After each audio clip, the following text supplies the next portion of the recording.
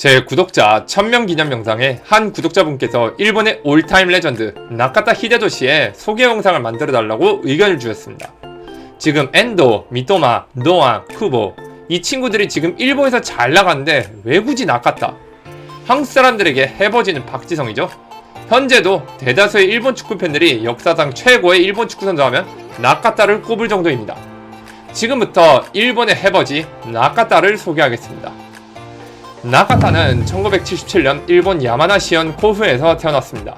한국의 시민구단들이 한때 벤치마킹하러 간 일본의 방포레 고우가 연고지인 그 동네입니다.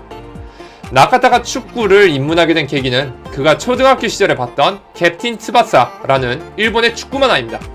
이게 일본뿐 아니라 세계적으로 얼마나 센세이셔널한 만화였냐면 본래 골게터들이 주인공인 축구 컨텐츠가 대세였던 시절에 갑자기 일본인 플레이메이커인 츠바사가 주인공으로 나와 일본은 물론 월드컵을 제패하는 내용이었습니다. 이 만화의 영향으로 일본에 있는 많은 유소년 선수들이 미드필드 공미 포지션의 매력을 느꼈다고 합니다. 이 만화의 영향으로 배출된 선수가 일본에서는 나카타, 나카무라, 오노신지 그리고 월클 선수들로는 앙리, 토레스, 이니에스타 등이 있었습니다. 실제로 제 또래 일본 친구들 중에서도 캡틴 츠바사를 보고 축구에 입문했다는 친구들이 더러 있었습니다. 나카타는 1991년 14살에 일본 대표로 브라질에 축구 유학을 다녀옵니다. 이게 가능했던 이유는 당시 일본 축구협회와 브라질 축구협회의 외교활동 때문인데요. 82년도 당시 일본의 특급 유망주였던 미우라 카즈요시를 일본 축협에서 브라질과 축구 외교 물꼬를 트기 위해 일기생으로 미우라를 브라질로 축구 유학을 보냈습니다. 2000년대 중후반 대한축구협회에서 90년대 초반생의 선수들을 유럽에 축구 유학 보냈던 거랑 비슷한 맥락이죠. 브라질에서 일본으로 귀국한 나카타는 1995년 18살에 쇼난 벨마르에서 프로 데뷔를 합니다. 신인이라는 말이 무색하게 나카타는 쇼난에서 당당하게 주전자를 꿰차고 34경기 10골을 넣고 자신의 이름을 일본 전역에 알립니다. 하지만 2년 차인 1996년도 미국 애틀랜타 올림픽에서 시련을 겪었습니다. 당시 일본 올림픽 대표에 4살이나 월반하여 합류한 나카타는 1차전에서 브라질을 꺾고 기세등등한 나머지 다음 나이지리아전에서 브라질도 이겼으니 나이지리아쯤이야 아무것도 아니다. 라인을 세게 올려서 닭공전술을 펼치면 8강에 갈 수 있다며 당시 올대 감독인 니시노 감독에게 자신의 의견을 피력합니다. 하지만 니시노는 나이지리아에게 피지컬로 압도당할 테니 일단 수비에 치중하자고 선수단에게 지시했지만 나카타는 니시노 감독의 지시에 불응했고 그 결과 일본 대표팀은 나이지리아에 패합니다. 이 사건을 계기로 나카타는 올림픽 조별리그 최종전에서 결장. 결국 일본은 96 올림픽에서 조별리그 탈락을 확정짓습니다. 당시 나카타와 똑같이 4살 월반에서 96년 올림픽 대표팀에 뽑혔던 마츠다 선수는 자신도 나카타와 같은 의견들이었지만 위에 선배들과 감독님이 세계 축구 트렌드를 너무 몰랐다. 하지만 나카타가 자신이 하고 싶은 말을 해줘서 자기는 가만히 있었다고. 97년도 한일 정기전에서 일본 성인 대표에 데뷔한 나카타는 당시 한국 축구 팬들에게 자신이 훗날 한국 대표팀에게 얼마나 성가신 존재가 될 것인지 그의 플레이로 몸소 증명했습니다. 당시 유치원생이던 저는 나카타의 현란한 플레이에 매료되어 피파 97과 98에서 일본 대표팀으로 플레이할 때 나카타를 무조건 키맨으로 쓰곤 했습니다. 그의 자유분방한 헤어스타일을 따라한 특히 나카타처럼 오렌지색으로 염색한 유치원 동급생들이 늘었습니다.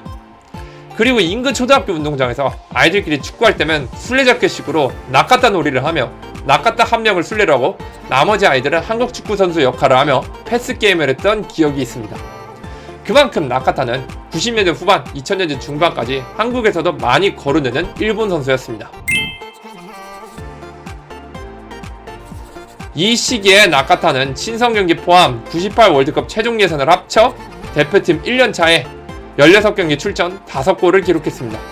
당시 월드컵 최종 예선에서 한국에 밀려 대륙간 플레이오프로 밀린 일본은 이란과 홈앤어웨이 방식으로 풀업을 진행했는데 나카타가 어시스트를 2개 하여 일본이 이란에게 도합 3대1로 승리하여 일본의 역사상 첫 월드컵 진출에 공헌합니다.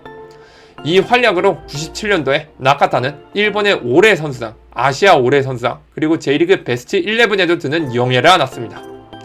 이듬해 98년도 프랑스 월드컵에서 3전 전패를 한 일본 대표팀에서 혼자 돋보였던 나카타는 당시 세계 최강 리그인 이탈리아의 세리에 A에서 러브콜을 받았습니다. 98, 99 이탈리아 페루자에서 뛰던 나카타는 페루자에서 1년 반 동안 리그 48경기 12골을 넣었으며 유벤투스 전담 일진으로 이탈리아에서 유명세를 떠친 이 나카타를 당시 에스 로마의 감독인 카펠로의 레이더망에 들어왔고 99-00 겨울 이적 시장에 에스 로마로 데려왔습니다. 이 당시 나카타로 아시아 시장의 재미를 본 페루자가 나카타의 이적 후 데려온 또 다른 아시아인 선수가 대한민국의 판타지 스타 안정환이었습니다. 2000년에 나카타는 2200만 유로라는 어마무시한 이적료로 에스 로마에 이적했는데 2015년 손흥민의 토트넘 이적 3000만 유로 이전에 무려 15년간 아시아 최고 이적료 자리를 지켰습니다. 당시 로마는 토티에게 모든 공을 몰아주는 전술을 갖고 있었고 나카타는 그의 뒤를 받쳐주기 위해 수비형 미드필더 자리에 배치되었고 토티가 없을 때에는 공미 자리에서 종종 활약을 펼쳤습니다. 공미 자리에 배치되면 골을 잘 넣어주던 나카타였던지라 당시 로마 팬들은 공미로 뛰어야 할 나카타가 토티라는 존재 때문에 그늘에 가려져야 한다는 것에 대해 안타까워했다죠. 01-02 시즌에 나카타는 벤치 신세를 면하지 못했는데 그 이유는 00-01 시즌 로마의 숙적 라치오가 리그와 FA컵을 모두 우승한 충격으로 나카타의 자리에 바티스투타, 에메르손, 사무엘 등 남미 선수를 대거 영입해 나카타의 입지는 매우 줄었습니다. 하지만 유벤투스전에서 나카타는 로마에게 엄청난 복을 선사합니다. 29라운드 유벤투스전 후반 15분에 교체 투입된 나카타는 1골 1어시를 정립해 2대0으로 지고 있던 로마가 극적으로 비겨 2대2로 비기며 유벤투스와의 우승 경쟁에서 좀 더 유리한 고점을 취합니다.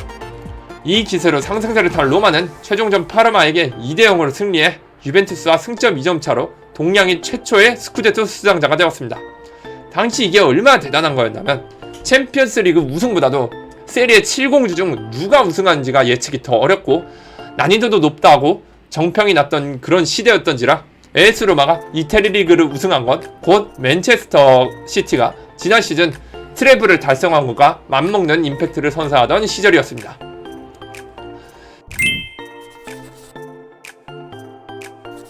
스쿠데토 우승을 확정지은 나카타는 라커룸에서 축배를 들지 않고 돌연 자신이 좋아하는 책을 읽고 있었는데 이 모습을 본 토티는 내 인생 최고의 괴짜는 나카타다 라는 발언을 할 정도로 상당히 특이한 캐릭터의 소유자로 유명했습니다.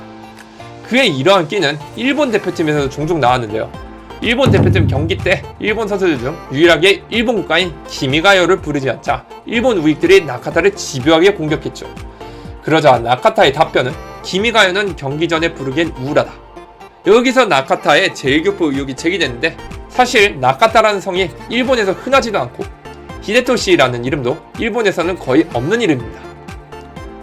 한국식 한자로 나카타의 이름을 발음하면 중전영수, 나카야마, 나카니시 등의 성을 쓰는 사람들 중에 제일교포가 많은데 이러한 의혹들 때문에 나카타도 제일교포 아니냐는 말이 나왔습니다. 본인은 본인이 혈통에 대해 직접적으로 말을 꺼내지는 않았지만 제일교포 커뮤니티 그리고 제 제일교포 친척들 말에 의하면 나카타의 엄마가 제일교포 3세이며 가끔 김치를 담그러 제일교포 부녀자 모임에 등장을 했다는 목격담이 있었다고 합니다. 그리고 나카타에게 실제로 제일교포냐는 질문이 있을 때 단호하게 아니라고 딱 잘라 얘기한 인터뷰가 없다고 합니다. 이것을 근거로 일본에 거주하는 제일교포들 사이에서 나카타는 분명히 한국계 일본인일 것이다 라는 추측을 한다고 하네요. 다시 그의 커리어로 돌아가 나카타는 로마에 이대로 있다가는 토티의 들러리 신세로 전락할 것 같다는 위기감을 느껴 01-02 시즌에 파르마로 이적합니다. 파르마의 모기업이 이탈리아 유제품 회사였는데 이 기업이 유제품을 일본 시장에 진출시켜보기 위해 파르마는 나카타에게 전폭적인 지지를 해줬으며 그 덕에 나카타의 연봉은 세리에 A 최고 연봉자권을 자랑했습니다. 파르마는 이 당시 리그에서 극심한 부진으로 시달리긴 했지만 이탈리아 FA컵 결승까지 꾸역꾸역 올라가 유벤투스를 만나게 되었습니다. 결승 1차전 유벤투스 원정에서 나카타는 골을 넣고 1대2 패배, 2차전 파르마 홈에서 파르마가 1대0 승리, 도합 2대2였지만 나카타의 원정골로 인해 파르마는 코파 이탈리아를 우승하게 됩니다. 이 정도면 유벤투스 전담 킬러 아닌가요? 이 시기에 나카타의 2002년 월드컵 승선 여부로 일본에서는 갑론을박이 많았는데요. 그 이유는 규율을 매우 중시하는 트루시에 감독과 자유분방한 캐릭터의 나카타와 마차를 빚어 대표팀에 못 뽑힐 줄 알았던 나카타였습니다. 하지만 월드컵 직전 이 둘은 화해를 하고 나카타는 2002년 한일 월드컵 멤버에 발탁돼 본인의 두 번째 월드컵에 참가합니다. 조별리그 튀니지전에서 한 골을 기록했으며 정신적으로나 전술적으로도 일본의 중심을 잡는 역할을 하며 일본의 첫 16강 진출에 공헌을 합니다. 월드컵 이후 막장이 된 파르마의 상황으로 인해 볼로냐로 임대 이적을 한 나카타는 주전 자리를 차지하긴 했지만 사사로운 사건들로 말썽이 끊이지 않던 볼로냐에서 당연히 기량은 저하되었고 기량을 올리기 위해 피오렌티아에 갔지만 주전 경쟁에 실패. 그 이후 EPL에 볼턴 원더러스로 이적했지만 폼을 끌어올리지 못했습니다. 폼이 극악인 채로 2006년 월드컵 본인의 세 번째 월드컵에 참여했지만 별다른 활약을 하지 못한 채 일본은 1무 2패로 초라하게 조별리그 탈락. 당시 일본 대표팀은 각자 도생이 판치던 분위기라 팀플레이가 전혀 안되는 오합지졸의 팀이었습니다. 이런 축구 선수 생활에 본인도 지친 탓인지 월드컵이 끝나자마자 돌연 은퇴를 발표합니다. 은퇴 이유는 본인은 행복한 삶을 살고 싶은데 이제는 축구를 하면서 더 이상 행복감을 느끼지 못해서. 은퇴 이후에는 세계 일주, 패션쇼, 유엔 자선활동, 물건 공방 체험 등을 하며 나카타스러운 자유로운 여생을 보내고 있습니다. 이상 열아의 한일축구 이야기였습니다. 시청해주셔서 감사합니다.